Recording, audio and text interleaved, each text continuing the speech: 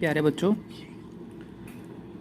गुरुकुल दीक्षा में आपका पुनः स्वागत है। आज हम प्रसंग लेखन पर चर्चा करेंगे। यह हिंदी के पाठ्यक्रम के अंतर्गत परीक्षा में पूछा जाने वाला एक महत्वपूर्ण प्रश्न है, जो लगभग 5 से 7 नंबर का आता है। यह प्रश्न कक्षा 9वीं से लेकर स्नातकोत्तर तक लगभग हर परीक्षा में पूछा जाता है। प्रसंग लेखन किस प्रकार से हो और उसमें क्या महत्वपूर्ण वस्तुएं हैं, ये आज हम चर्चा करेंगे। तो प्रसंग लेखन में सबसे महत्वपूर्ण होती है हमारी पाठ्यपुस्तक, हमारी कक्षा, हमारी पाठ्यपुस्तक, जो रचयिता कौन है, उसके लेखक या लेखिका कौन है, और अध्याय। अब इसको लिखना किस प्रकार से है, हम इसके ऊपर चर्चा करते हैं। तो सबसे पहले प्रस्तुत पंक्तियां। अब कुछ बच्चे यहाँ पर पद्यांश या गद्यांश लिखते हैं। बहुत से बच्चों को पता नहीं होता है कि पद्यांश कौन सा है और गद्यांश कौन सा है। जो कविता की पंक्तियां होती हैं उन्हें पद्यांश या काव्यांश कहा जाता है, और जो उपन्यास में से, कहानी में से, निबंध आदि में से जो पंक्तियां ली जाती हैं उन्हें हम गद्यांश कहते हैं। अगर हम यहाँ पर पंक्तियां ही लिखें तो हमारी इस समस्या समाधान हो जाता है कि हमें यहाँ पर काव्यांश लिखना है या गद्यांश लिखना है। तो यहाँ पर पंक्तियां ही लिखें। प्रस्तुत पंक्तियां कक्षा, यहाँ पर मैंने रिक्त स्थान रखा है, कक्षा डैश के लिए निर्धारित हिंदी की पाठ्यपुस्तक डैश। यहाँ पर जो भी हम पाठ्यपुस्तक का नाम लिखेंगे वो एकल उद्धरण चिन्ह, जिसे हम सिंगल इन्वर्टेड कोमाज कहते हैं, के बीच में लिखना है, के अंतर्गत डैश कवि या लेखक। अगर पुरुष कवि है तो कवि लिखा जाएगा। अगर गद्यांश में से ली गई हैं, पाठ में से ली गई हैं, उपन्यास में से पंक्तियां ली गई हैं तो लेखक।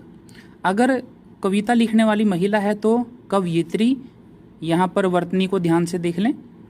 और अगर अध्याय में से लिया गया है जो गद्यांश है या पंक्तियां हैं और महिला है लिखने वाली तो लेखिका के द्वारा रचित डैश कविता। अब यहाँ पर जो कविता या अध्याय है उसका नाम आएगा, अध्याय से अवतरित की गई है। इन पंक्तियों में कवि या लेखक ने डैश का वर्णन करते हुए कहा है कि। अब ये तो लिखने का तरीका है। अब इसको मैं एक उदाहरण के माध्यम से स्पष्ट करने का प्रयास करता हूँ। यहाँ पर मैं उदाहरण ले रहा हूँ 10वीं कक्षा का। सामान्य रूप से यह 9वीं से लेकर स्नातकोत्तर तक लिखने का एक ही ढंग रहेगा। जितनी बड़ी कक्षा होगी, जैसे कि अगर हम स्नातक में ग्रेजुएशन में जाएं और स्नातकोत्तर पोस्ट ग्रेजुएशन में जाएं, तो इस प्रसंग का थोड़ा और विस्तार हो जाता है, जहाँ पर हमें उस पंक्ति विशेष का और लेखक विशेष का थोड़ा और अधिक वर्णन करना पड़ता है। यहाँ पर मैं कक्षा 9वीं से 12वीं तक के लिए एक उदाहरण प्रस्तुत कर रहा हूँ कि किस प्रकार हम इसको लिख सकते हैं। जैसे प्रस्तुत पंक्तियाँ कक्षा 10वीं के लिए निर्धारित हिंदी की पाठ्यपुस्तक क्षितिज भाग 2।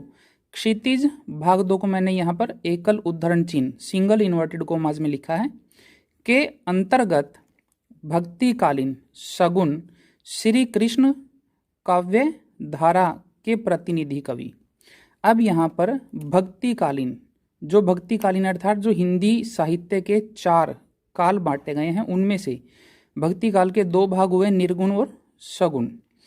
सगुण काव्य धारा में 2 भाग थे, श्री राम काव्य धारा और श्री कृष्ण काव्य धारा। यहाँ पर हम सूरदास जी का उदाहरण ले रहे हैं। तो सूरदास जी कौन सी काव्य धारा प्रतिनिधि कवि थे?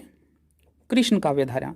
श्री कृष्ण काव्य धारा, यहाँ पर मैं धारा लिखना भूल गया हूँ। श्री कृष्ण काव्य धारा के प्रतिनिधि कवि सूरदास जी द्वारा रचित कविता सूरदास के पद से अवतरित की गई है। अब जो रचना है, यहाँ पर कवि का नाम भी और उसकी रचना का नाम भी हम सिंगल इन्वर्टेड कोमाज एकल उद्धरण चिन्ह में लिखेंगे। इन पंक्तियों में सूरदास जी ने श्री कृष्ण के मित्र उद्धव जी व गोपियों के बीच हुई वार्तालाप का वर्णन करते हुए कहा है कि। अब ये तो हमारी चर्चा थी प्रसंग की। यह प्रसंग 9वीं से 12वीं तक के लिए मैंने लिखकर बताया है, और यदि हम स्नातक या स्नातकोत्तर की बात करें तो इसका थोड़ा और विस्तार हो जाएगा, जिसके ऊपर चर्चा हम अगले वीडियो में करेंगे। यह प्रसंग लिखने के पश्चात बात आती है फिर व्याख्या की। व्याख्या में हमारे पास जो पंक्तियां होंगी उसका हमें शब्द और भाव दोनों के अनुसार वर्णन करना है, जो हम अगले वीडियो में करेंगे। आशा करता हूं आपको यह वीडियो समझ आया होगा। धन्यवाद।